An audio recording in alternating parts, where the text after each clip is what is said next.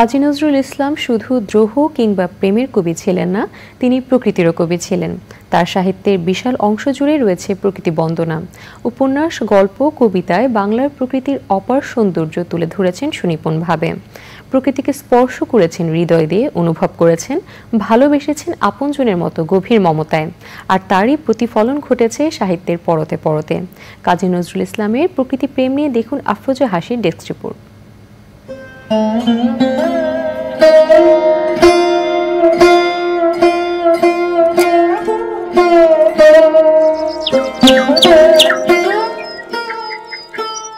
আদিকাল থেকেই প্রকৃতি কখনো মাতৃরূপে মানুষকে আগলে রেখেছে, আবার কখনো মানব মনকে উদ্বেলিত করেছে তার রূপ আর মোহনীয় সৌন্দর্যে।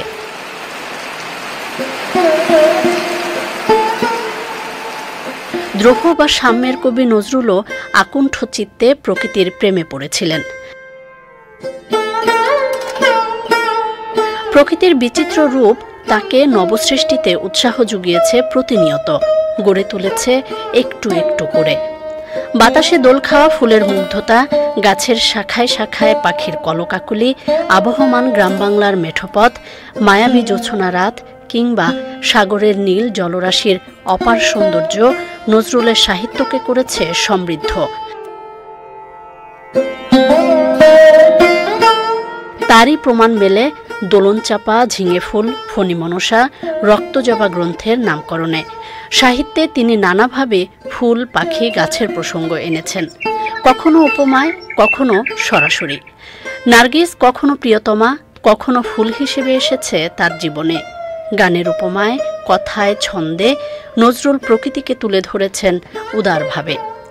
একই অপরূপ রূপে মা তোমায় হেরিন ও পল্লী জননী, ফুলে ও ফসলে কাদা মাটি জলে ঝলমল করে লাবণী, কিংবা বাগিচায় বুলবুলি তুই দিসনে আজি দোল। প্রকৃতি বন্দনার পাশাপাশি নজরুলের লেখনীতে উঠে এসেছে মানুষের প্রকৃতি বিনাশী কর্মকাণ্ডের অশনি সংকেত।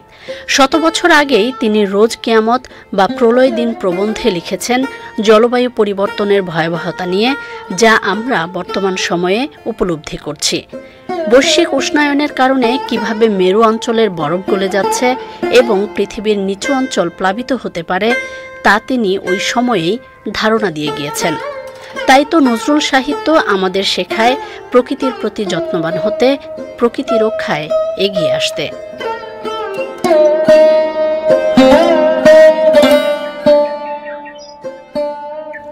আফরোজা হাসি, প্রকৃতি ও জীবন ডেস্ক, চ্যানেল আই।